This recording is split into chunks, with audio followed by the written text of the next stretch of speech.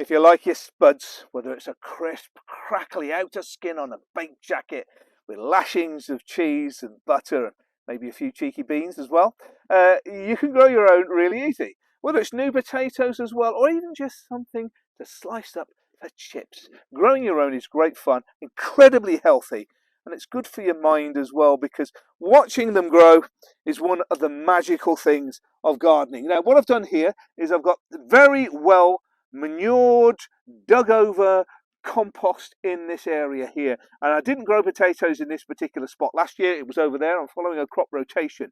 The secret is 60 centimeters in between each row, about 10 centimeters under the ground, and about 30 centimeters in between each seed potato. Now, these aren't the potatoes you buy from supermarkets, of course. These have been bought from a proper garden centre. They're seed potatoes that have all the energy, all the disease resistant to be mother plants.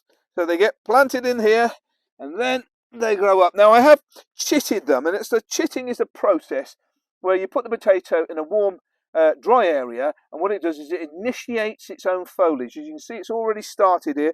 It can help you work out which way's up.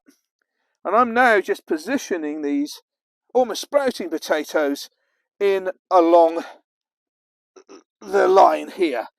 And what I'll then do is I'll then heap the soil in, so they're about 10 centimeters down. And then as the foliage grows, I'll start putting a little bit of more soil down, so it really stretches the foliage. So the foliage is well away from the potatoes themselves, and that'll stop any of the potatoes going a bit green. And it's as simple as that. You bed them in, you cover them up, and let nature do the rest. For more information or the full version on YouTube, just follow the link below.